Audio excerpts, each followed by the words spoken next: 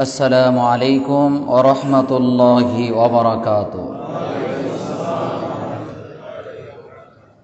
नहमदुहु व नस्तईनुहु व नस्तगफिरुहु व नु'मिनु बिहि व नतवक्कलु अलैहि व नऊज़ु बिल्लाहि मिन शुरूरि अनफुसिना व मिन सय्यिआति अअमालिना। मन यहदिल्लाहु फला मुदिल्ल लहु व मन युद्लिल्हु फला हादिय लहु व नशहदु अन ला इलाहा इल्लल्लाहु वहदहु ला शरीका लहु व नशहदु अन्न मुहम्मदन अब्दुहु व रसूलुहु अल्लज़ी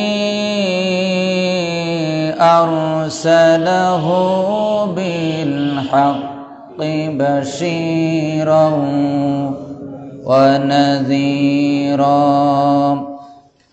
व दाइयन इलल्लाहि बिइज़्निहि व सिराजम मुनीरा।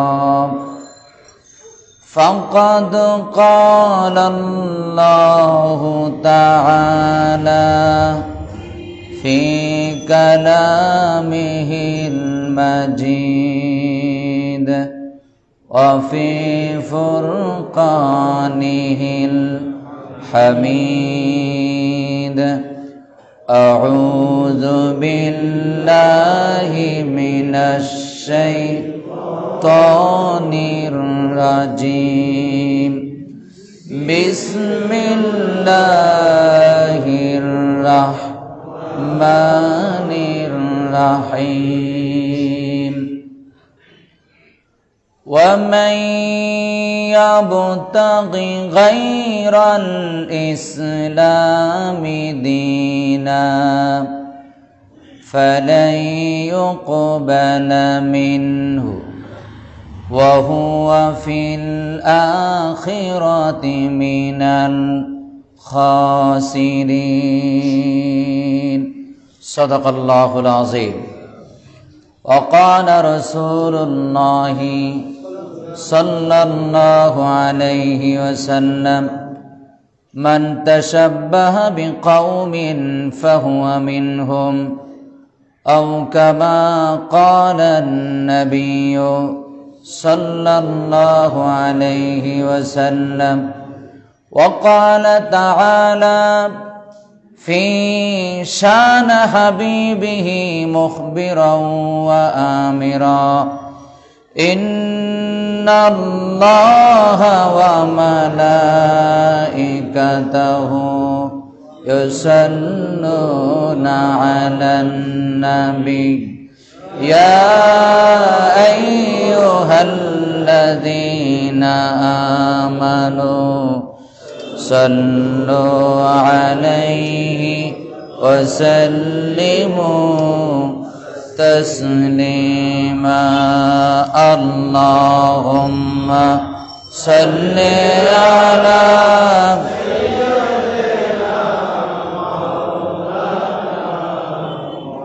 व अला आलि सय्यिदिना।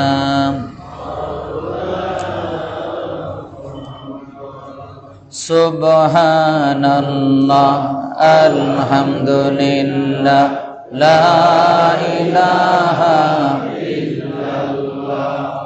सुब्हानल्लाह अल्हम्दुलिल्लाह ला इलाहा इल्लल्लाह। सुब्हानल्लाह अल्हम्दुलिल्लाह ला इलाहा सुब्हानल्लाह अल्हम्दुलिल्लाह ला इलाहा इल्लल्लाह। हस्बी रब्बी जल्लल्लाह मा फी क़ल्बी गैरुल्लाह শুধু তুমি মাবুদ এক আল্লাহ, লা ইলাহা ইল্লাল্লাহ, সুবহানাল্লাহ, আলহামদুলিল্লাহ, লা ইলাহা সুবহানাল্লাহ, আলহামদুলিল্লাহ, লা ইলাহা লা ইলাহা ইল্লাল্লাহ, মুহাম্মাদুর রাসূলুল্লাহ সাল্লাল্লাহু আলাইহি ওয়াসাল্লাম। বালাগাল উলা বিকামালিহি কাশাফাদ দুজা বিজামালিহি হাসনাত জামিউ খিসালিহি সাল্লু আলাইহি। বালাগাল উলা বিকামালিহি কাশাফাদ দুজা বিজামালিহি হাসনাত জামিউ খিসালিহি সাল্লু।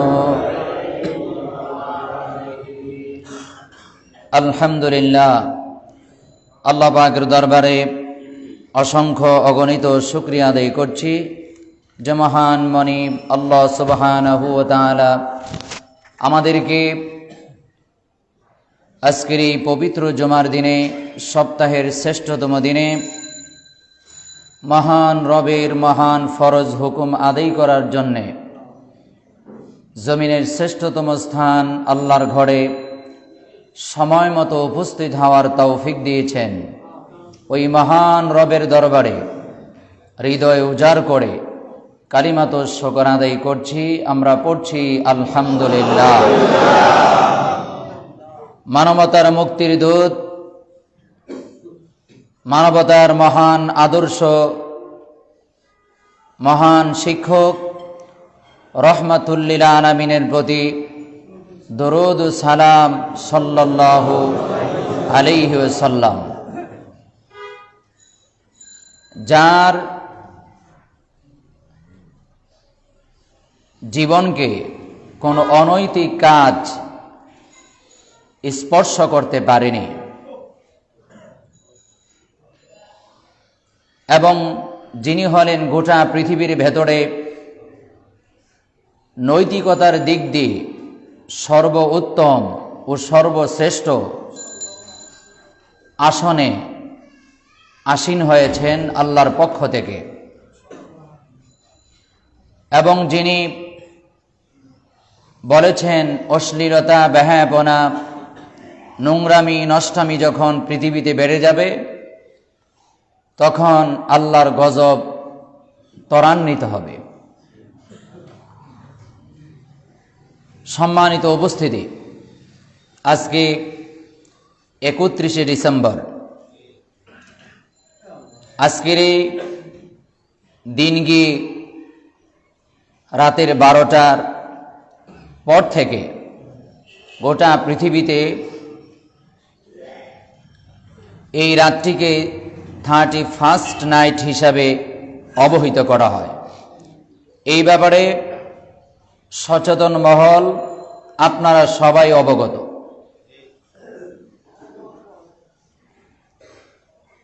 31শে ডিসেম্বর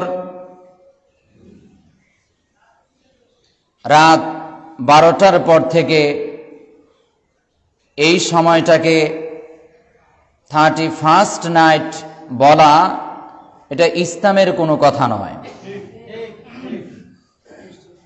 এটা ইসলামের কোনো কথা নয়। এই 31st নাইটের সাথে ইসলামের সামান্যতম দূরতম কোনো সম্পর্ক নাই। কিন্তু দুঃখের ও পরিতাপের বিষয় হল মুসলিম অধ্যুষিত মুসলিম সমাজে, মুসলিম পরিবারে আজ ইসলাম বিরোধী এমন একটি কথা ফেসবুকে স্ট্যাটাস দেওয়া থেকে শুরু করে 31st নাইটে কে কোথায় যাবে, কোন কোন অনুষ্ঠানমালা রাখা হবে, এটা কিভাবে করা যাবে ইত্যাদি বিষয়ে মুসলিম যুবক ও তরুণ মুসলিম পরিবারগুলো এতটা বেশি আগ্রহ দেখাচ্ছে, তাদের দিলে উৎসাহ উদ্দীপনা এতটা বেশি কাজ করছে, মনে হচ্ছে এটা তাদের জন্য একটা ঈদের দিন। আরো জোরে বলেন নাউজুবিল্লাহ। অর্থ কি? আমরা সবাই আল্লাহর কাছ থেকে, আল্লাহর কাছে এই বিষয় থেকে পানাহ চাই। আউযুবিল্লাহ অর্থ হলো আমি পানাহ চাই, আর নাউযুবিল্লাহ অর্থ আমরা পানাহ চাই। পানাহ চাই মানে না, বাঁচতে চাই। কি চাই? এই অপরাধ যেন আমাদের দ্বারা না হয়। আল্লাহ, এই অপরাধ তো শয়তান আমাদেরকে করার জন্য উস্কানি দিবে, মানুষরূপী শয়তানগুলো আমাদেরকে দাওয়াত দিবে। আমি তোমার কাছে এই অপরাধ থেকে বাঁচার জন্য আশ্রয় চাই, তোমার কাছে সাহায্য চাই, তুমি আমাকে বাঁচাও। এটা হলো নাউজুবিল্লাহর অর্থ। আউযুবিল্লাহ আর নাউজুবিল্লাহ এই শব্দগুলি প্রায়শ আমরা বলে থাকি, কিন্তু অর্থ মর্ম বুঝি না। যে কোনো শব্দ, যে কোনো বাক্য না বুঝে বলা আর বুঝে বলার ভিতরে অনেক বেশি পার্থক্য। আপনি বুঝে বুঝে বলবেন, এটার গুরুত্ব আপনার কাছে বেড়ে যাবে, আলাদা একটা শক্তি আপনার ভিতরে অনুভূত হবে। আপনি একটা কিছু করেছেন, বলেছেন, এটা মনে হবে, কিন্তু যখন না বুঝে বলবেন, কি বলেছেন সেটা তো আপনার ভিতরে নাই। এটা যে আপনার কাছে একটা পাওয়ার, যে আমি আল্লাহর কাছে আশ্রয় চেয়েছি, আমি আল্লাহর আশ্রয়ে চলে গিয়েছি, সুতরাং আল্লাহ আমাকে বাঁচাবে, আমি তার কাছে সাহায্য চাই, আমি তার পক্ষ থেকে নিরাপত্তার বেষ্টনীতে চলে গেলাম। এই দৃষ্টিভঙ্গি, এই ঈমান, এই বিশ্বাস আপনাকে বাঁচাই দিতে পারে। কিন্তু যদি এটা না বুঝে বলেন, এটা আপনার ভেতরে কাজ করবে না। আপনি যখন এই ধরনের অনুষ্ঠানাদি দেখবেন অথবা কেউ দাওয়াত দেবে, আপনি হুট করে চলে যাবেন, কারণ আপনি কি বলেছেন আপনি বুঝে বলেন নাই। ঠিক কিনা বলেন? সম্মানিত উপস্থিতি, বিশেষ করে আমার যুবক ও তরুণ বন্ধুরা, যুবতী ও তরুণী আমার বোনেরা, আপনাদেরকে বান্ধবী বলছি না, বোন বলছি, কারণ এখনকার সমাজে মেয়ে বন্ধু বানানো শুরু হয়েছে। কি বন্ধু? জোরে বলেন। ছেলেদেরকে ছেলেরা বন্ধু বানাবে, মেয়েদেরকে মেয়েরা বন্ধু বানাবে, কিন্তু কি শুরু হয়েছে? ছেলেরা মেয়েদেরকে বন্ধু বানায়, মেয়েরা ছেলেদেরকে বন্ধু বানায়, তাও আবার বিয়ের আগে। জোরে বলেন, বিয়ের আগে। স্বামীর সাথে থাকে, আবার ছেলে বন্ধুর সাথেও সময় দেয়, স্ত্রীর সাথে থাকে, আবার মেয়ে বন্ধুর সাথেও। এই সংস্কৃতি, এই কালচার, বিজাতীয় এই অপসংস্কৃতি, এই নিয়ম নীতি আজ মুসলিম পরিবারের সমাজে ঢুকে গেছে। ঠিক কিনা বলেন? এর দ্বারা আমরা বলছি ফ্রি মাইন্ড। যারা শুধু মারফত নিয়ে আছে তারা বলে মনের পর্দা, বড় পর্দা। যারা অপসংস্কৃতির সাথে জড়িত তারা কি করে? Free mind. আর যারা শুধু মারফত নিয়ে আছে তারা কি কয়? মনের পর্দা, বড় পর্দা। আর ইসলাম আর শয়তান বলে বাহ, হাতের তালি দিয়ে বলে বাহ, খুব সুন্দর হয়েছে, আমি যা চেয়েছি তাই হচ্ছে। আওয়াজ করে বলেন ঠিক কিনা? আর ধ্বংস হচ্ছে আমি আর আপনি। ধ্বংস কে? কারণ আপনি বলবেন এটা ধ্বংস কিভাবে? কারণ সময়ের সাথে তাল মিলিয়ে সময়ের কুপ্রবৃত্তির যে চাহিদা এটা আমি গ্রহণ করছি। সময়ের কুপ্রবৃত্তির যে চাহিদা এটা ইসলামে থাক অথবা না থাক, কিন্তু আমার মন চাইছে, আমার সমাজে আছে, আমার বন্ধু বান্ধব করছে, আমার দল করছে, গোটা পৃথিবী করছে। ইসলাম এটাকে স্বীকৃতি দেয় কি দেয় না এটা আমার দেখার কোনো বিষয় না। এটা কি কুপ্রবৃত্তির পূজা নয়? এটা কি সময়ের চাহিদা অনুযায়ী আপনি মনের পূজা করছেন না? তাহলে আপনি ধ্বংস। দলিল আল্লাহ রাব্বুল আলামিন বলেন বলছেন কে? আল্লাহ সময়ের কসম করলেন কেন? মানুষের জীবনে সময়টা সবচেয়ে বেশি গুরুত্বপূর্ণ। যেই মানুষটা সময়কে যত বেশি গুরুত্ব দিয়েছে এবং পারফেক্ট ইউজ করেছে, যেভাবে সময়কে কাজে লাগানো দরকার নিজের জীবনকে মূল্যবান করার জন্য,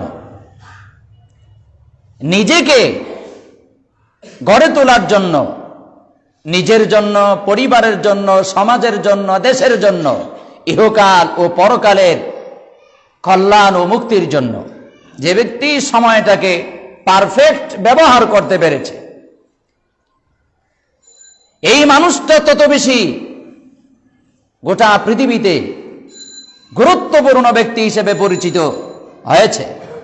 আর যেই ব্যক্তি সময়কে পারফেক্ট ইউজ করতে পারেনি, সময়কে কাজে লাগাতে পারেনি, ইসলাম বিরোধী কাজের সাথে জড়িত হয়ে কুপ্রবৃত্তির পূজা করে সময়কে ব্যয় করেছে, আল্লাহ বলছেন ওই সময়ের কসম করে আমি বলছি এই সমস্ত মানুষগুলো ক্ষতির সম্মুখীন, ধ্বংসের মধ্যে নিমজ্জিত।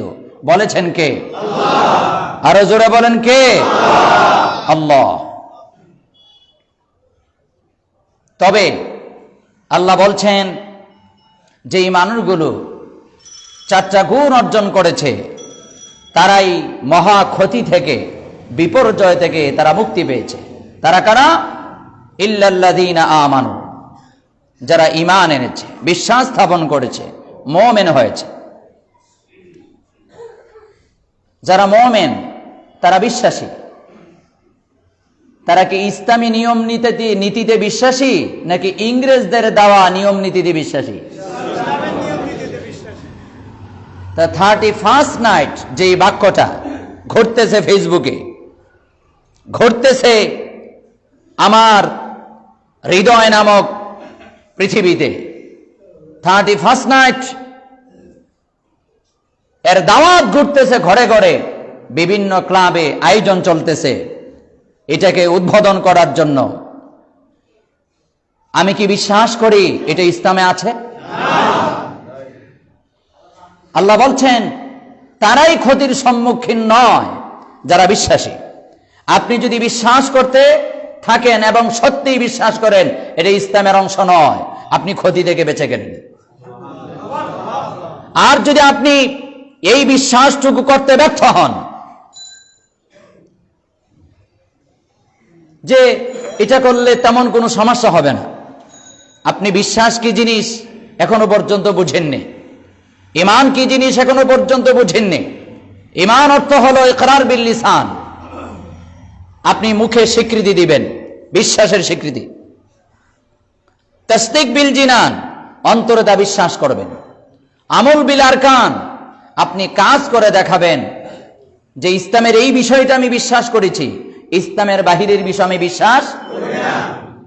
অন্যরা পৃথিবীর তালে, সময়ের তালে নাচতে পারে, গাইতে পারে, ভাবতে পারে, ধ্বংসের দিকে চলে যেতে পারে, তো আমি বিশ্বাস করেছি ইসলামী নিয়ম নীতি ছাড়া অন্য যা আছে, যত কর্মই করা হোক, কোনটাই আল্লাহ কবুল করবে না। 31st নাইট উদযাপনের কোন কর্মসূচি ইসলামে নাই, এটা আমি বিশ্বাস করেছি, মুখেও বললাম, অন্তরেও বিশ্বাস করলাম। আর এই সমস্ত খারাপ কাজে অংশগ্রহণ না করে আমি দেখাইয়া দিই, এটার নাম ঈমান। এটার নাম কি? আরো জোরে বলেন, এটার নাম কি?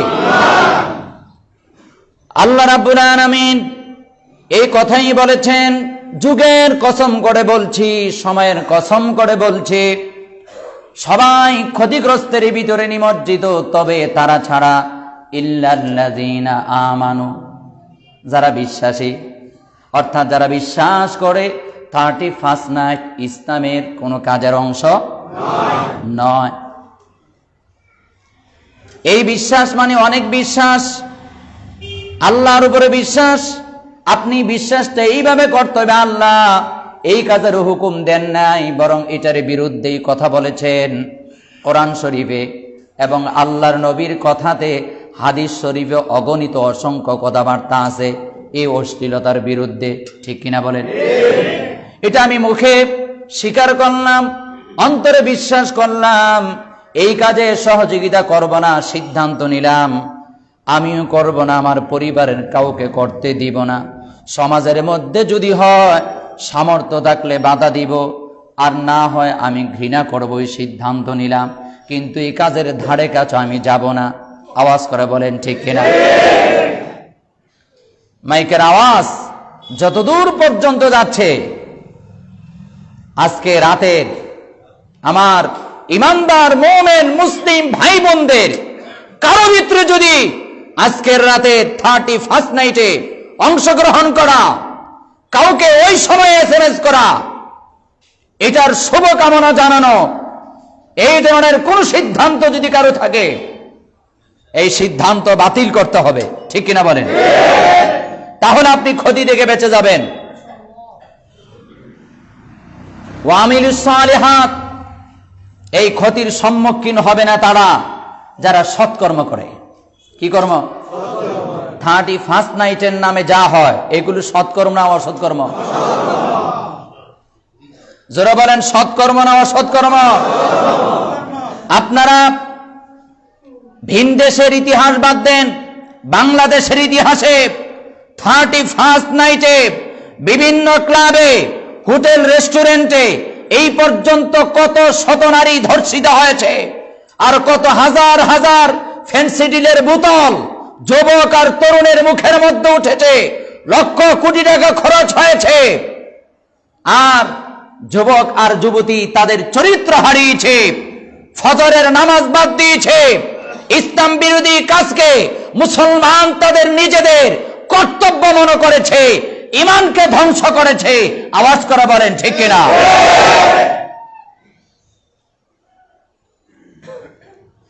আমার বাবার, আমার ভাইরা, যেই কথাটা বলতে চাই, আল্লাহ তাআলা বলছেন সময়ের কসম, সবাই ধ্বংসের মধ্যে নিমজ্জিত, তবে তারা ছাড়া যারা ঈমান এনেছে, তারা ছাড়া যারা সৎকর্ম করে, ওয়াতাওয়াসাউ বিল হক, তারা ছাড়া যারা মানুষকে সত্যের পথে আহ্বান করে, দাওয়াত দেয়, ওয়াতাওয়াসাউ বিস সাবর, এই দাওয়াত দিতে গেলেই কিছু বিপদ আছে, কিছু বাধা আছে, আছে কিনা?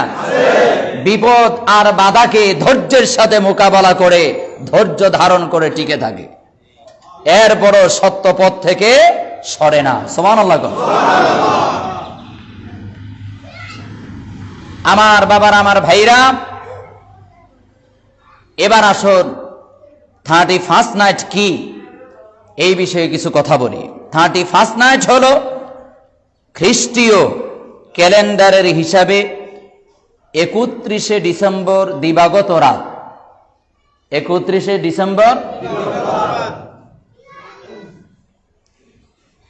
আমরা যদিও খ্রিস্টীয় ক্যালেন্ডার অফিস আদালতে বিভিন্ন জায়গায় গণনাতে আমরা অনুসরণ করি, গণনাতে যেহেতু এখানে ইসলাম বিরোধী কিছু পাওয়া যাচ্ছে না, এই জন্য কোনো আলেম ওলামা ইংরেজি মাসের হিসাব রাখা বা খ্রিস্টীয় ক্যালেন্ডারের হিসাব রাখাটা কোনো আলেম নাজায়েজ ফতোয়া। কেন? এই গণনার ভিতরে আমরা কোনো ইসলাম বিরোধী কাজ খুঁজে পাই নাই, যদিও এটা খ্রিস্টীয় ক্যালেন্ডার, এজন্য কোনো আলেম ওলামা এটার বিরুদ্ধে কি দিচ্ছে না। কিন্তু 31st নাইট এটার বিরুদ্ধে আলেম ওলামারা সোচ্চার কেন? আলেম ওলামারা দেখলো যে এই 31st নাইট নাম দিয়ে আজ ওরা যা করে, আর মুসলিম যুবক যুবতী তরুণ তরুণীদেরকে যেইভাবে ঘর থেকে বের করে, এটা দ্বারা একজন মুসলমান তার চরিত্র হারায়, বিজাতীয় সংস্কৃতি লালন করে, যা ইসলাম সমর্থন করে না। একটা পর্যায়ে গিয়ে এই কাজগুলো করতে করতে এটা যে অপরাধ, এটা তার কাছে অপরাধ মনে হয় না, বরং তার আয়ের একটা অংশ ওই রাতের জন্য বাজেট করে রাখে। এটা খরচ করবে, এটা কিনবে, এটা খাবে, এটা দিয়ে অমুকের উপহার দেবে, ইত্যাদি ইত্যাদি। আমার বাবারা ভাইয়েরা, ওই রাতে যা হয় একটা কাজের সাথেও ইসলামের কোনো সম্পর্ক নাই, বরং ওই রাতে যা হয় ওই কাজগুলোর সাথে যারা জড়িত হয় তাদের সাথে আল্লাহর সাথে সম্পর্ক ছিন্ন হয়ে যায়। এই ব্যাপারে আমি স্পষ্ট দলিল দিচ্ছি। আপনারা জানেন রাত 12টার পর থেকে কি পড়া যায়? তাহাজ্জুদ। কি পড়া যায়? আরো জোরে। কোরআন শরীফে আল্লাহ তাআলা স্পষ্ট নির্দেশ দিয়েছেন রহমাতুল লিল আলামিনকে, আমার আপনার প্রিয় রাসূলকে, ফাতাহাজ্জাদ বিহি নাফিলাতাল লাক আসা আইয়াবআসাকা রাব্বুকা মাকামাম মাহমুদা। রাসূল, আপনি ফরজ নামাজের অতিরিক্ত আপনি তাহাজ্জুদের সালাত আদায় করুন। এই নামাজ দ্বারা আপনি আশা করতে পারেন আল্লাহ তাআলা আপনাকে সর্বোচ্চ সম্মানী প্রশংসিত স্থানে আসীন করবেন। বলেছেন কে? আল্লাহর পয়গম্বর এশারের পর পর ঘুমিয়ে পড়তেন, আবার তাহাজ্জুদের সময় তিনি উঠে যেতেন। আম্মা জান আয়েশা সিদ্দিকা রাদিয়াল্লাহু আনহা থেকে হাদিসটা বর্ণিত, তিনি মাঝে মাঝে দেখতেন রাসূল তাহাজ্জুদে এই পরিমাণ লম্বা সময় দাঁড়িয়ে থাকতেন, কিরাত পড়তেন, লম্বা রুকু করতেন এবং সিজদা করতেন, ওনার পা মোবারক ফুলে যেত। আপনারা অনেক সময় দেখবেন বিভিন্ন জার্নিতে লম্বা সময় বসে থাকলে পা ফুলে যায়, এরকম হয় না? হয়। আল্লাহ রাসূলের রুকু এবং সিজদা তো লম্বা হতো তাহাজ্জুদে, কিরাত তো লম্বা হতো তাহাজ্জুদে। আম্মা জান আয়েশা বলছে, আমি নিজে দেখতাম ওনার পা মোবারক ফুলে যেত।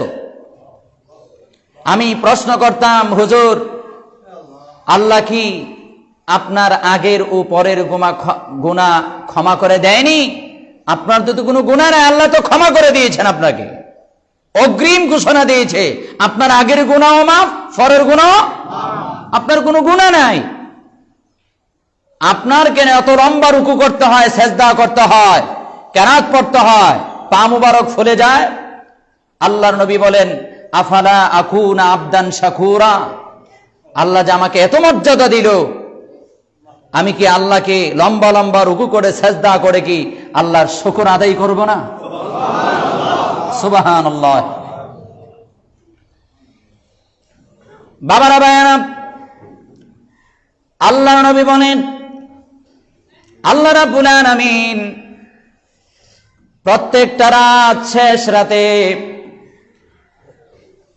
প্রথম আসমানের দিকে আল্লাহ অগ্রসর হন, বান্দাদেরকে ডাকেন, কে গুনাহ করেছো আমাকে বলো, আমি তোমার জীবনের গুনাহ মাফ করে দিব। আল্লাহ নিজে নিজে ডাকে। পৃথিবীতে এমন কোন দয়ালু মানুষ খুঁজে পাবেন না। আসো, তুমি আমাকে কিল দিয়েছ, ঘুষি দিয়েছ, আমার জমিন দখল করেছ, আমার টাকাগুলো মেরে খেয়েছ, আপনার দরজায় আওয়াজ করে বলবে আসো, আমি লিখে দেই, আমি তোমারে মাফ করে দিলাম। মহান রব, আমার আপনার শরীর মুবারকে যা আছে সবকিছুর মালিকানা কার? আরো জোরে বলেন কার? আমার আশপাশে যা দেখেন সমস্ত নাজ নেয়ামতের মালিক যিনি, আমারও মালিক যিনি, আমি তার নেয়ামতের উপরে জীবন গড়ে তার সাথে শুধু অপরাধ করেই যাচ্ছি। এত অপরাধ করার পরে একবার তিনি আমার থেকে মুখটা ফিরায় নাই। প্রত্যেকটা রাতেই, শেষ রাতে আরশ আজিম থেকে প্রথম আসমানের দিকে অগ্রসর হয়ে অমুকের বান্দা অমুক, আমি তোমাকে ক্ষমা করার জন্য ক্ষমার হাত প্রসারিত করেছি, একটু উঠো, তাহাজ্জুদের সালাত আদায় করে আমার কাছে মাফ চাও। আমার বাবারা, আমার ভাইয়েরা, মুসলমান এখনো পর্যন্ত বুঝতে পারল না, এমন একটা সময় খ্রিস্টানরা এই অনুষ্ঠানটা শুরু করে বছরের শুরুতে, অথচ যেই কোনো কাজের শুরুতে ভালো কাজ করা দরকার। যদি আমি চাই আমার নতুন বছরটা ভালো যাক, তাহলে আমাদের ভালো কাজ করা দরকার না খারাপ কাজ? ভালো কাজ। এটা হলো মুসলমানদের ঈমান, মুসলমানদের বিশ্বাস, এটাই হলো মুসলমানদের চেতনা, এটাই হলো মুসলমানদের সংস্কৃতি, এটাই হলো তাদের কার্যতালিকা। ঠিক কিনা বলে? কিন্তু মুসলমানদের ঈমান আমল ধ্বংস করার জন্য, মুসলমানদেরকে আল্লাহর সাথে সম্পর্ক ছিন্ন করার জন্য, আল্লাহর রহমত থেকে বঞ্চিত করার জন্য বছরের শুরুতে যে সময়টা মহান রব ডাকতে থাকেন, তোমরা কে গুনাহ করেছো আমাকে ডাক দাও, আমি তোমারে মাফ করে দিব। কারা বিপদে আছে আমারে ডাক দিয়ে বলো, বিপদ থেকে উদ্ধার করে দিব। কার কি সমস্যা আছে আমাকে বলো, তোমার সমস্যার সমাধান করে দিব। আর যে সময়টাতে আমার আপনার প্রিয় রাসূল ঘুমাতেন না, না ঘুমায়া দাঁড়ায়া দাঁড়ায়া তাহাজ্জুদের কেরাত পড়তেন, লম্বা লম্বা রুকু করতেন, সাজদা করতেন, আল্লাহর ডাকতেন। বড় পীর আব্দুল কাদের জিলানী এই সময়টাতে ইবাদত বন্দিগি করে গোটা বিশ্বের শ্রেষ্ঠ ওলি হলেন। বাইজিদ বুস্তামি রহমাতুল্লাহ আলাইহি এই সময় তাহাজ্জুদ পড়লেন, আর মা ডাক দিয়ে বলেছেন পানি পান করব। মার শিওরে পানির গ্লাস নিয়ে দাঁড়িয়েছিলেন। এই গোটা পৃথিবীতে যত আল্লাহর ওলি হয়েছে, রাত 12টার পর থেকে ফজরের আগ পর্যন্ত সময়টাকে আল্লাহর জন্য ওয়াকফ করে দিয়েছে। এইভাবে সময়টারে কাজে লাগায়া আল্লাহর ইবাদত বন্দিগি করে আল্লাহর ওলি হয়েছে। আর তাদের কথা আল্লাহ সঙ্গে সঙ্গে শুনেন, আল্লাহর দরবারে দোয়া কবুল হয়। তাদের উসিলায় পৃথিবীতে আল্লাহ কত রহমত আর বরকতের দরজা খুলে দেয়। আজকে মুসলমান যুবক আর তরুণ যেন এই সমস্ত কাজগুলো করতে না পারে। বছরের শুরুতে ইসলাম বিরোধী শক্তি যারা অভিশপ্ত এবং পথভ্রষ্ট, ইহুদিরা খ্রিস্টানেরা তারা পথভ্রষ্ট এবং অভিশপ্ত। তাদের দেওয়া নীতি, তাদের দেওয়া অপসংস্কৃতি, তাদের এই সমস্ত কাজের কারণে গোটা পৃথিবীতে হাজার হাজার মা বোন এক রাতে ইজ্জত হারা হয়, চরিত্রহীন হয়, নৈতিক চরিত্রের অবক্ষয় হয়, দুশ্চরিত্রের মানুষ তৈরি হয়। এমনকি যারা সন্তান মায়েদের পেটে যা, বোনদের পেটে যায়, এমন একটা কাজ যারা চালু করলো, আজকের মুসলিম যুবক আর তরুণ না বুঝে তাদের সেই ফাঁদের মধ্যে পা দিয়েছে। ঠিক কিনা বলে? আমার যুবক ভাইয়েরা, আমি তোমাদের আনন্দের বিরোধী নই। ইসলাম আনন্দের পক্ষে। ইসলামে আনন্দের অনেক অনুষ্ঠান আছে, আছে কি নাই? কিন্তু আজকে ইসলাম তোমাকে কোন জায়গা আনন্দের কথা বলেছেন সেইগুলো তুমি খুঁজে বের করো না, সেইগুলোতে তুমি অংশগ্রহণ করো না। কিন্তু ইসলাম বিরোধী শক্তি যেইগুলো আমার সামনে তোমার সামনে উপস্থাপন করে, ইসলামের সাথে সম্পর্ক নাই, এই সমস্ত জিনিসগুলো শয়তানের ধোঁকায় পড়ে, নফসের তাড়নায় পড়ে, কুপ্রবৃত্তির অনুসরণ করে আমরা গ্রহণ করেছি। ঠিক কিনা বলে? আমার বাবারা, ভাইয়েরা, এমন একটা সময় এই অনুষ্ঠানটাকে উদযাপন করা হয় যে সময়টাতে মুসলমানদের সম্পর্ক গভীর হয় কার সাথে? এই সময়টাতে আল্লাহর ইবাদত করে মানুষ আল্লাহর ওলি হয়। এই সময়টাতে কত নিঃসন্তানী মা আল্লাহর কাছে কেঁদে সন্তান লাভ করে। এই সময়টাতে আল্লাহর ইবাদত বন্দিগি করে আল্লাহর কাছে কেঁদে কেঁদে তার জীবনের দুঃখ দুর্দশা দূর করে। ঠিক এমন মহামূল্যবান সময়টাকে নষ্ট করা যায় কিভাবে? বছরের শুরুতেই শয়তানের কাজ কিভাবে বাস্তবায়ন করা যায়, বছরের শুরুটাতেই মানুষের হৃদয়ে শয়তানের বীজ কিভাবে বপন করা যায়, শয়তানের বীজ কিভাবে খাওয়াইয়া দেওয়া যায়, গোটা বছর যেন মুসলমান ইসলাম বিরোধী অপসংস্কৃতির সাথে জড়িত থাকে। এটাই হলো তাদের মূল লক্ষ্য, উদ্দেশ্য। সেই কর্মসূচি তারা পালন করছে, আর সেই ফাঁদে মুসলমান পা দিচ্ছে। ঠিক কিনা বলে? আমার কথাগুলো কি আপনারা বুঝতেছেন? এই কথাগুলো বলার দ্বারা কি আপনারা কষ্ট পাচ্ছেন? এই কথাগুলো বলার দরকার আছে কি নাই? বুঝার দরকার আছে কি নাই?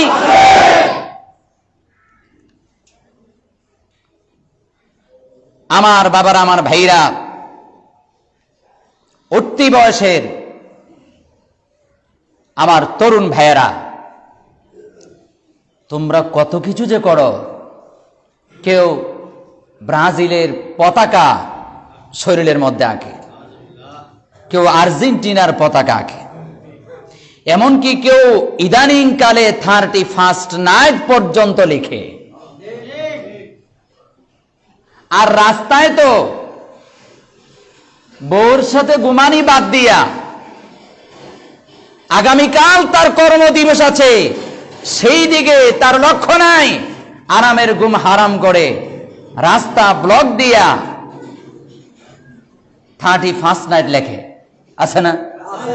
দেয়ালে দেয়ালে লিখে, রাস্তায় রাস্তায় লিখে। আমি যতবার 31শে ডিসেম্বর মাহফিলে গিয়েছি,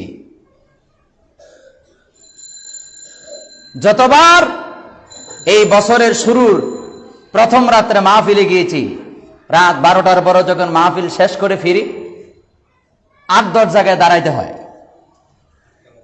8-10 জায়গায় দাঁড়াতে হয়, ব্রেক দিতে হয়।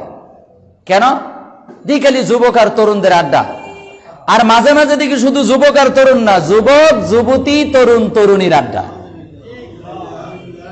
একসাথে গল্প করতেছে, গাইতেছে, নাচতেছে, রাস্তার মধ্যে লেখালেখি করতেছে, যার যেমনে মন চায় এমনি করতেছে। দেখলে একটারও অমুসলিমের বাচ্চা মনে হয় না।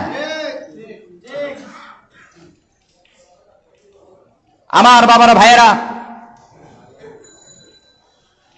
শয়তান থেকেও বেশি আগ্রহ দেখাচ্ছি আমরা। শয়তান বলে আমার খেলাফত আমি তোদেরকে দিয়ে দিলাম। শয়তানি খেলাফত। আর বড় শয়তান হলো ওই নেতারা যারা কয় আগে যাত্রা পালার গান ছিল, এখন ওয়াজ মাহফিলের কারণে যাত্রা পালার গান বন্ধ হয়ে গেছে। এইগুলো হলো বড় শয়তান। আর এইগুলোর পিছনে পিছনে আমরা হাঁটি, এইগুলোর আমরা ভোট দেই, এইগুলোর পিছনে আমরা মিছিল করি। আমরা ভালো কিভাবে? ওরা বড় শয়তান হলে আমরা ছোট শয়তান। আমরা কেউ দুষ থেকে খালি নই। আত্ম উপলব্ধি করা দরকার, আত্মসমালোচনা করা দরকার। ঠিক কিনা বলেন?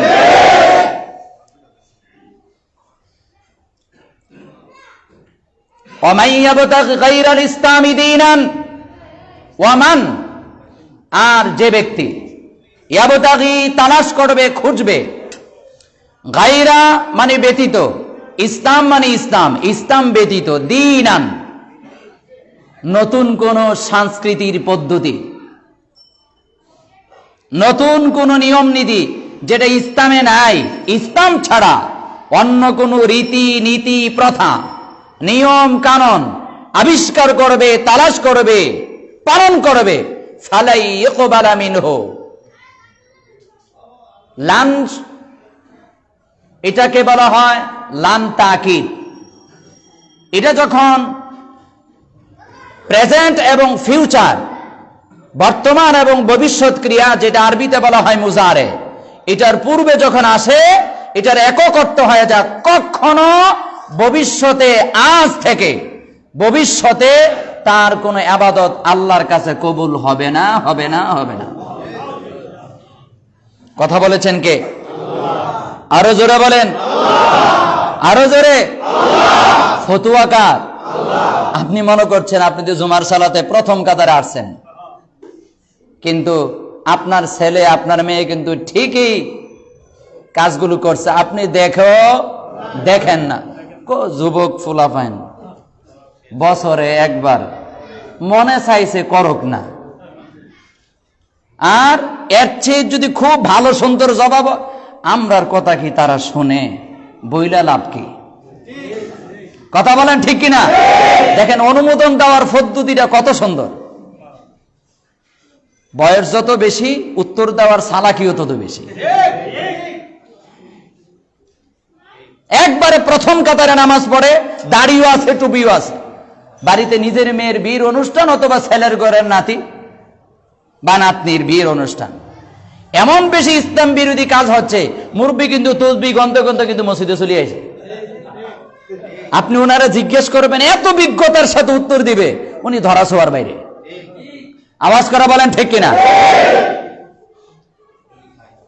ওনার উচিত ছিল নিজে বলা, বললে কাজ হয় না, ইমাম সাহেবকে বলা, হুজুর আপনার সাথে একটা আমার কথা আছে, চলেন একটু আমাদের বাসা যাই। যাওয়ার পর, হুজুর আগামী এত তারিখে আমাদের একটা বিয়ের অনুষ্ঠান বা ইত্যাদি ইত্যাদি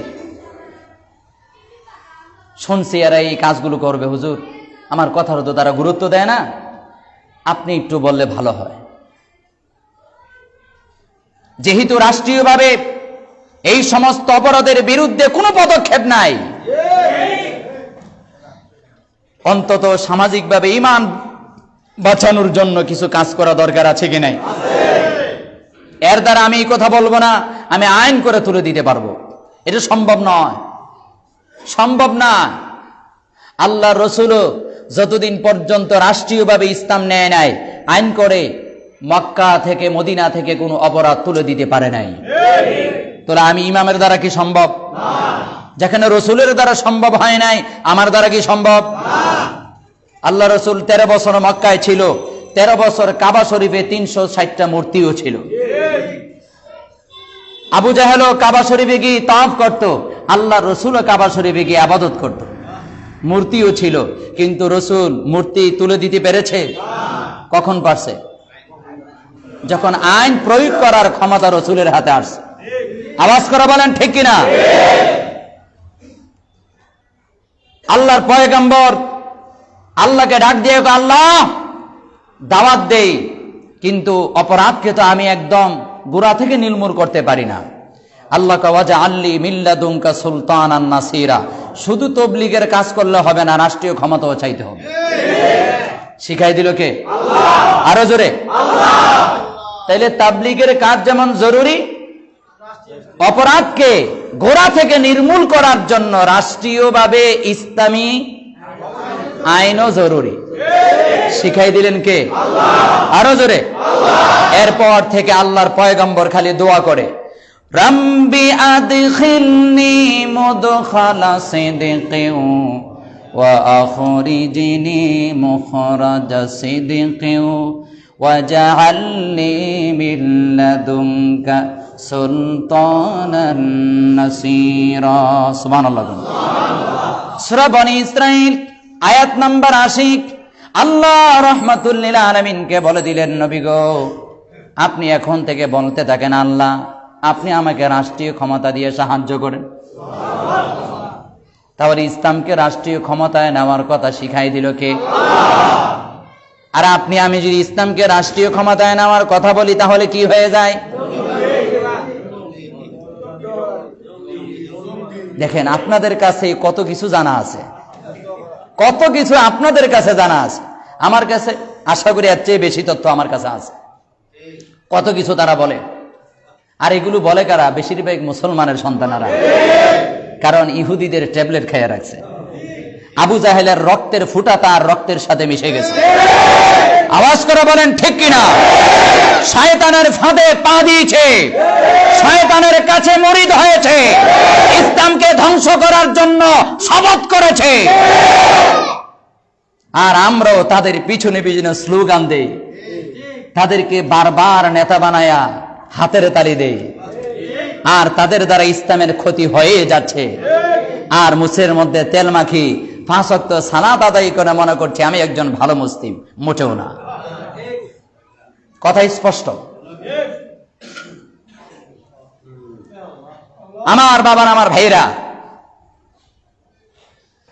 বলছিলাম ইসলাম বিরোধী কোন নিয়ম, নীতি, আদর্শ, পদ্ধতি অবলম্বন করে কোন কাজ করলে সেই কাজ আল্লাহর কাছে কবুল হয় না। এবার আসেন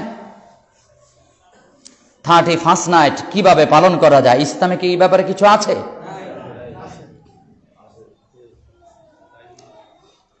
আমি বলবো 31st নাইট এই নামে কিছু নাই, তবে ইসলামে এই বিষয়ে দিক নির্দেশনা আছে। হয়তো এই নামটা না, এই নামটা নতুন করে দেওয়া হয়েছে, কিন্তু ইসলামে এই বিষয়ে দিক নির্দেশনা আছে। কারণ ইসলাম হলো কমপ্লিট কোড অফ মানুষের জীবনের সর্বক্ষেত্রের সবকিছুর দিক নির্দেশনা ইসলামে আছে। একটা বছর যদি শুরু হয়, একটা বছর যদি শেষ হয়, আর একটা বছর যদি শুরু হয়, এই ব্যাপারে ইসলাম কি বলে? দরকার আছে?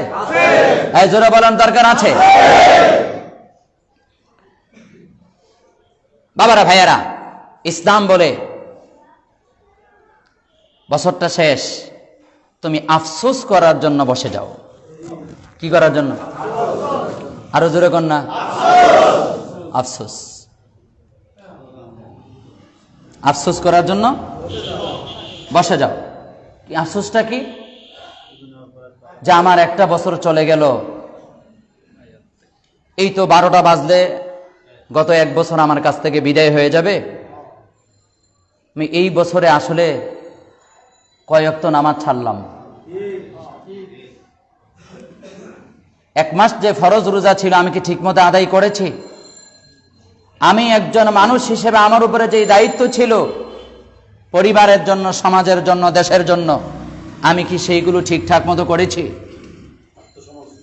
আত্মসমালোচনা, এটা নিয়ে আপনি বসে যেতে হবে, কারণ নতুন আরেকটা বছর শুরু হয়ে যাচ্ছে। আর এখানে আফসোস যে বিষয়টা আমি বলেছি প্রথমে, সেটা হলো আপনি তখন হিসাব করবেন গুরুত্বপূর্ণ বিষয়। ধরুন আপনি 1 কেজি ওজনের একটা বরফ হাতে নিলেন বা একটা পাত্রে নিলেন, 1 ঘন্টা পরে এটা কি আবার নতুন করে ওজন করলে 1 কেজি থাকবে? না গলে গেছে? আপনাকে আফসোস করতে হবে, আল্লাহ তাআলা আমাকে কত বছর হায়াত দিয়ে পাঠাইছে আমি জানি না, তবে এতটুকু আমি নিশ্চিত যে এই বছরটা আমার মোট হায়াতের বাজেট থেকে চলে গেছে, এটা আর ফেরত। আওয়াজ করে বলেন ঠিক কিনা? ধরুন আপনার ব্যাংকে 50 লক্ষ টাকা জমা আছে, আরেকটা লোকের 50 বছরের হায়াত। কত বছরের? 50 বছরের হায়াত। এই 2021 সাল পার হলো, আপনার ধরেন 50 লক্ষ টাকা থেকে 21 লক্ষ টাকা কি হয়ে গেছে? চলে গেছে। আছে কয় লাখ? 29 লাখ। এটা কি একটা টেনশনের বিষয় না যে 50 লক্ষ টাকা জমা ছিল, কিন্তু এর ভিতরে 21 লাখ টাকা কি হয়ে গেছে? মাইনাস হয়ে গেছে। হায় হায়, এটা তো কমতে কমতে একটা পর্যায়ে জিরোতে চলে আসবে। একটা পর্যায়ে আমি একটা মৃত্যু দেখেছি, আশ্চর্যজনক মৃত্যু। মৃত্যুটা যখন থেকে কাজ শুরু হয়েছে শেষ পর্যন্ত আমি উপস্থিত ছিলাম। অর্থাৎ এরকম মেশিনে দেখা যায় যে ওনার যে মৃত্যুটা ঘনায় আসছে, এইভাবে দেখি নাই কখনো। আমি মেশিনের দিকে তাকায় আছি, আমি উপস্থিত ছিলাম রোগীর সামনে। দেখাচ্ছে 100, একটু পরে দেখাচ্ছে 99, এইভাবে দেখাচ্ছে। 1 ঘন্টা পরে দেখাচ্ছে 75। এর ফাঁকে আমি চলে আসছিলাম মসজিদে, মানে ঘুমাতে পারি নাই, চাইছিলাম একটু ঘুমাবো। আবার আমার ফোন করছে, আবার গেছে হাসপাতালে। যাওয়ার পরে দেখি 35। কত?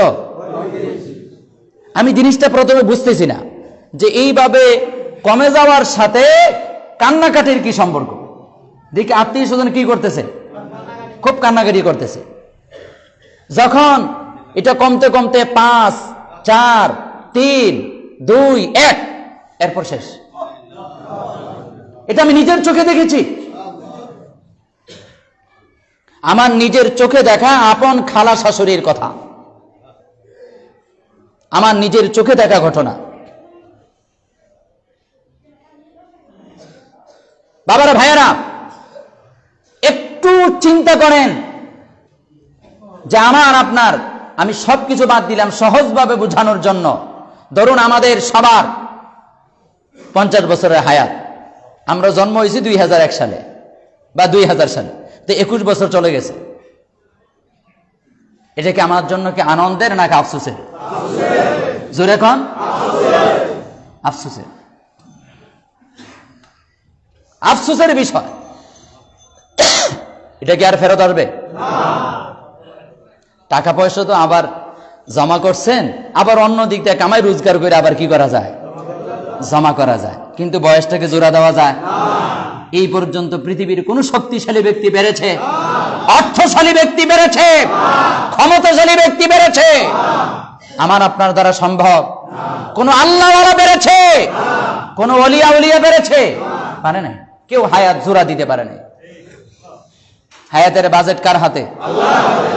তো যেটাকে জোড়া দেওয়া যায় না, কমে গেলে আবার জোড়া দিয়ে সমান করা যায় না, এর চেয়ে বড় আফসোস আর কিছু আছে? আমার বাবার, আমার ভাইয়ারা, আজকে রাত্রে মুসলমানদের যদি 31 নাইট, এই রাত্র যদি উদযাপন করতে হয়, তাহলে মুসলমানদের জন্য উচিত রাত্রে 12টার সময় যদি বছরের হিসাব যদি শেষ হয়ে যায়, তাহলে আমাকে আপনাকে বসতে হবে এই সময় তাহাজ্জুদের বিছানায়। তাহাজ্জুদের বিছানায় বসে বসে হিসাব করতে হবে। আমার জীবন থেকে নতুন করে একটা বছরের বিদায় হলো, বিদায়ের ঘন্টাই মাত্র বেজে গেল, নতুন ভাবে আর একটা বছর শুরু হবে। হায় আমার জীবনের উপরে আফসোস, যেইভাবে আমার বছরটা কাটানোর কথা ছিল একজন মুসলিম হিসাবে, আমি সেইভাবে কাটাতে পারি নাই। আমার জীবনের উপরে আফসোস। আওয়াজ করে বলেন ঠিক কিনা? আমার বাবারা ভাইয়ারা, হাসরের ময়দানে কিন্তু আফসোস করা হবে, কিন্তু তখন আফসোসে কি কোনো কাজে আসবে? আল্লাহ রাব্বুল আলামিন হাসরের ময়দানে আফসোসের চিত্র তুলে ধরেছেন।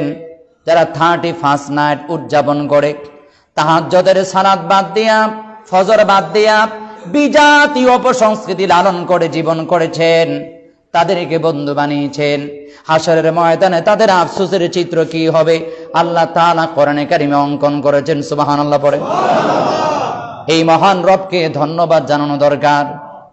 শেষ জামানে এমন ঘটনা ঘটবে, আর হাসরের ময়দানে সেই জন্য আফসোস করতে হবে। সেই কথা আল্লাহ তাআলা কোরআন শরীফে নাযিল করেছে। সুবহানাল্লাহ। আল্লাহ রাব্বুল আলামিন বলে, এই বান্দা বান্দীগুলো হাসরের ময়দানে উপস্থিত হয়ে যখন দেখবে তার আমলনামা এই কঠিন অবস্থার ভিতরে, এই কারণে তাকে জাহান্নামে যেতে হবে, তখন সে আল্লাহর আদালতে একটা কথা বলবে, ইয়া ওয়াইলাতা লাইতানি লাম আত্তাখিল ফুলানান খলিলা। হায় আমার জীবনের উপর আফসোস, আমি কেন অমুককে বন্ধু বানালাম, খ্রিস্টানকে বন্ধু বানালাম, ইহুদিকে বন্ধু বানালাম, এমন যুবককে, তরুণকে, তরুণীকে, যুবতীকে বন্ধু বানালাম যাদের সাথে বন্ধুত্বের কারণে ঈমান নষ্ট হলো, আমল নষ্ট হলো, সময় নষ্ট হলো, নামাজ কায়দা হলো, চরিত্র নষ্ট হলো, সবকিছু ধ্বংস হলো। আমার জীবনের উপর আফসোস। তখন আফসোস করলে কোনো কাজ হবে? আপনি আল্লাহকে যতই তখন কান্না কেটে করে বুঝাতে চান, আমি তখন বুঝতে পারি নাই রব, আমি এখন বুঝেছি, আপনি আমাকে এখন আবার নতুন করে পাঠান, একেবারে সোজা হয়ে যাব। পাঠাবে? কারো আরজু কি মঞ্জুর হবে? আমার বাবার, আমার বায়না, শেষ পর্যন্ত তাদের আবেদন যখন মঞ্জুর হবে না, আফসোস যখন কোনো কাজে আসবে না, আল্লাহ রাব্বুল আলামিন বলেন, তখন তারা বলবে, ইয়া লাইতানি কুনতু তুরাবা। হায়, আমি যদি মাটি হয়ে যেতাম, আমি যে অমুকের ছেলে অমুক, আমি যে অমুক ব্যক্তি, সমাজের মধ্যে খুব দামি মানুষ ছিলাম, মানুষ দেখলে আমাকে স্যালুট দিত, মানুষ দেখলে আমার প্রশংসা করত, টাকার কারণে, ক্ষমতার কারণে, বিভিন্ন কারণে। কিন্তু আজ আমার জীবনের উপর আফসোস, আমার কোনো টাকা আমাকে মুক্তি দিতে পারে না, আমার দুনিয়ার কোনো আভিজাত্য আমার মুক্তি দিতে পারে নাই। আজকে যাদেরকে আমি মূল্য দিতাম না, তার অপরাধে জড়িত হতো না, আল্লাহর গোলাম ছিল, তা গোলাম ছিল, আল্লাহর সাথে সম্পর্ক ছিল, তারা আজকে মুক্তি পেয়ে গেল, কিন্তু আমি আজকে ধরা খেয়ে গেলাম। আমার বাবারা, আমার ভাইয়ারা, ওই সময় আশপাশের আপনজনদেরকে দেখবে তারা জান্নাতি দলের মধ্যে শামিল হয়ে যাচ্ছে, কিন্তু যারা আমারে সালাম দিত, সম্মান দিত, আজকে আমি ধরা খেয়ে গেলাম, এই অসম্মান আমি কোথায় রাখি? তখন আফসোস করে বলবে, ইয়া লাইতানি, আমার জীবনের উপর আফসোস, কুনতু তুরাবা, আমি যদি মাটি হয়ে যেতাম তাহলে মানুষ আমার পরিচয় পাইতো না। কিন্তু মাটি হয়ে যাওয়া কি সম্ভব? ভাই যারা বলেন সম্ভব?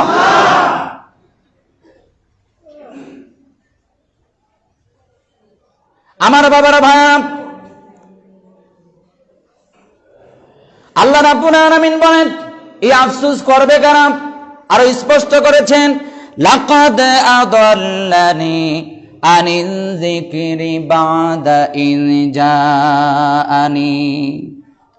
আল্লাহর পক্ষ থেকে এই হেদায়েতের বাণী, জিকির, কোরআন দিয়ে ওয়াজ করার পরও আমি সংশোধন হই নাই, বরং গোমরাহির পথ আমি বেছে নিয়েছি। ঠিক কিনা বলেন?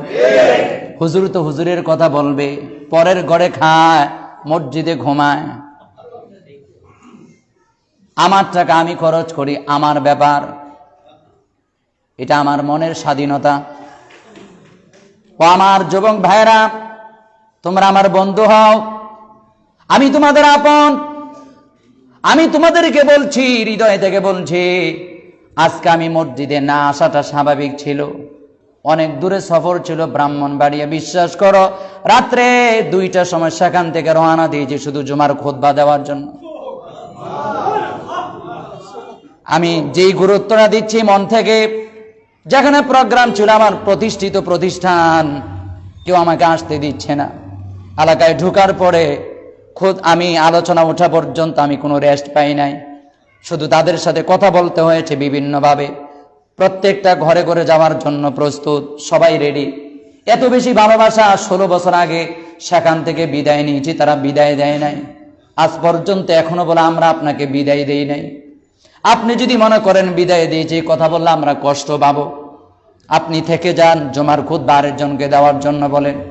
কিন্তু বিশ্বাস করে আমি বলেছি, আমার আলোচনার একটা ধারাবাহিকতা আছে, অনেক দূর থেকে আমার ভাইয়েরা একটা ইচ্ছা নিয়ে আসে, আমি কথাগুলো বলতে হবে, আমি আপনাদের জন্য কথাগুলো সাজায় রেখি, কোন কথাটা বলবো, অনেক চিন্তা করি কোন কথাটা বললে আমার মুসল্লিদের জন্য কাজে আসবে, একটা মানুষ হয়তো হেদায়েত পেয়ে যেতে পারে, এই আশা নিয়ে আমি কষ্ট করে চলে আসি। কিন্তু আপনাদেরকে দরদ বড় কণ্ঠা নিয়ে কথাটা বলছি, এই জন্য আপনারা একটু কথাটার গুরুত্ব দেন। আল্লাহর কসম, নিজের জন্য বলছি না, বরং আল্লাহর কসম আপনাদের কল্যাণের জন্যই বলছি। আর আমি আশাবাদী, এই কথাগুলো বলার কারণে হাসরের ময়দানে আল্লাহর আদালতে আমি ধরা খাবো না। কিন্তু আপনারা যদি এটাকে গ্রহণ না করেন, আপনারা যদি গ্রহণ না করেন, আমার এতটুকু বিশ্বাস, আমি যতই কঠিন কথা বলি যুবক ভাইয়েরা বিপক্ষে যাবে না। এটা আমার কেন দিলের ভিতরে বিশ্বাস, কারণ সেই ছোট্ট কাল থেকে যুবকদেরকে নিয়ে কাজ করছি। যে এলাকায় কাজ করেছিলাম তারা আবারও বলছে, হুজুর আপনি চট্টগ্রাম থাকলে সেখান থেকে নেতৃত্বের দিক নির্দেশনা দিবেন, আমরা তাই মানব। বিশ্বাস করুন, জুমার দিন মসজিদের দরজা বন্ধ করে দিছি, গণস্বাক্ষর নিয়েছি সাদা কাগজে, কমিশনারের উপস্থিতিতে গণস্বাক্ষর নিয়ে থানাতে নিয়ে কাগজ দিছি, আমরা এলাকায় মদ চাই না, এলাকায় জুয়া চাই না, কোন যুবক আর তরুণ এই সমস্ত অপরাধে জড়িত হয়ে তার জীবন নষ্ট করে আমরা চাই না, প্রশাসনিক সহযোগিতা চাই। এই নেতৃত্ব আমি দিয়েছি। আজ আপনাদের সামনে দাঁড়িয়েছি 9 বছর চলে, কিন্তু এখনো পর্যন্ত এই কর্মসূচি বাস্তবায়ন করতে পারি নাই, এখনো পরিবেশ হয় নাই। তাহলে বুঝেন সেখানকার পরিবেশটা আরো কত উন্নত। আমি মনে করি এখনো পর্যন্ত এই পরিবেশ হয় নাই, তৈরি হচ্ছেন আপনারা, আরো তৈরি হওয়ার দরকার আছে কি নাই? এটা কি আমার জন্য নাকি আপনাদের জন্য? যদি আপনারা তৈরি না হন, আপনারা যদি কাজে যদি সহযোগিতা না করেন, করতে না পারেন, তাহলে আপনার সন্তান আপনার ঘাড়ে বন্দুক ধরবে, আপনার সন্তান আপনার ঘরে ইয়াবা ট্যাবলেট নিয়ে ব্যবসা করবে, আপনি কিছুই বলতে পারবেন না। আপনার সন্তান একটা মেয়েকে রাস্তা থেকে ধরে এনে বলবে আমি তাকে বিয়ে করেছি, তাকে বউ হিসাবে মেনে নাও। আওয়াজ করে বলেন ঠিক কিনা?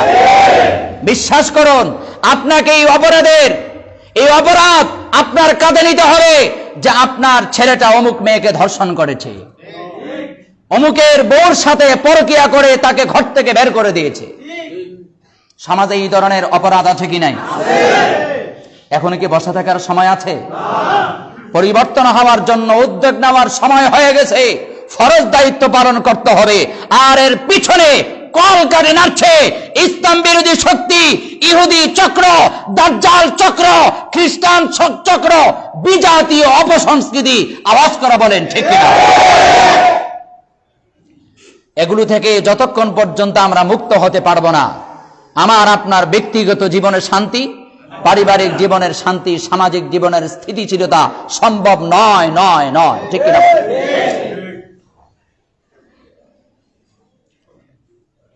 আমার প্রশাসনের কোনো ভাই যদি এখানে থাকেন, আমরা জানি আলেমুন আমাদের উপর আপনারা কঠোর নজর রাখছেন, দৃষ্টি রাখছেন, এগুলো আমাদের নলেজে আছে।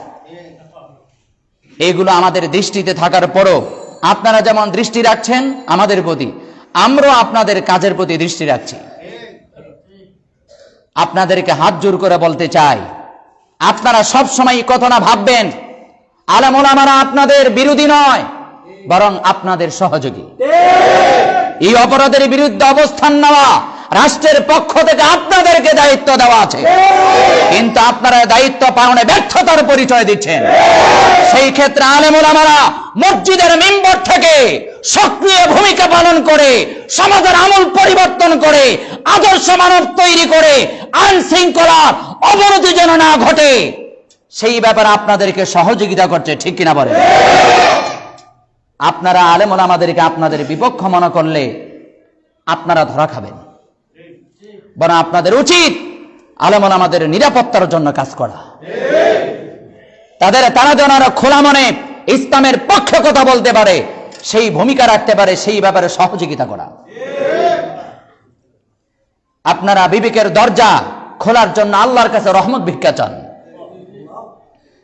বিশ্বাস করুন, একমাত্র দ্বীন ইসলাম ছাড়া আল্লাহর জমিনকে পবিত্র করার জন্য, মানুষের হৃদয়কে পবিত্র করার জন্য, মানুষের আচার ব্যবহারকে পবিত্র করার জন্য আল্লাহর জমিনে অন্য কোন ধর্ম, একমাত্র ইসলামটা হলো আল্লাহ। ইসলামটা ইন্নাদ-দীনা ইনদাল্লাহিল ইসলাম, আল্লাহর পক্ষ থেকে দ্বীন ইসলাম, জীবন ব্যবস্থা, ধর্মের নাম কি? আর বাকি সবগুলো হলো মানুষের বানানো। বাকি সবগুলো আরো জোরে মানুষের বানানো মন্ত্র আর তন্ত্র দিয়া মানুষ, সমাজ, দেশ কখনো ভালো হতে পারে না। গোটা পৃথিবীতে সমস্ত ধর্মগুলো সাম্প্রদায়িক, একমাত্র অসাম্প্রদায়িক ধর্মের নাম ইসলাম। সমস্ত ধর্ম সাম্প্রদায়িক, তারা নিজেদের কথা বলে, নিজেদের জাতির কথা বলে, বিশ্বাস করুন। আর একমাত্র ইসলাম গোটা মানবতার কথা বলে। তার অসাম্প্রদায়িক ধর্ম একটা, তার নাম ইসলাম। আরো যারা বলেন অসাম্প্রদায়িক ধর্ম একটা, তার নাম ইসলাম। আল্লাহ তাআলা আমাদেরকে বুঝার তৌফিক দিন। আমিন। যেই কথাগুলো বলেছি সর্বপ্রথম আমাকে, আপনারা যারা শুনেছেন আমল করার তৌফিক দিন। আমিন। বিজয়ের মাসের আজকের শেষ দিনে এই দেশের বিজয়ের জন্য যারা রক্ত দিয়েছেন, শহীদ হয়েছেন, তাদের আত্মার মাগফিরাত কামনা করে। যারা বেঁচে আছেন, আহত মুক্তিযোদ্ধা, তাদের সুস্বাস্থ্য কামনা করে, দেশের শান্তি, সমৃদ্ধি, উন্নতি কামনা করে, আপনাদের সুস্থতা কামনা করে দোয়া চেয়ে এখানে শেষ করছি। ওয়া আখিরু দাওয়ানা আনিল হামদুলিল্লাহি রাব্বিল আলামিন। আসসালামু আলাইকুম ওয়া রাহমাতুল্লাহি ওয়া বারাকাতুহু।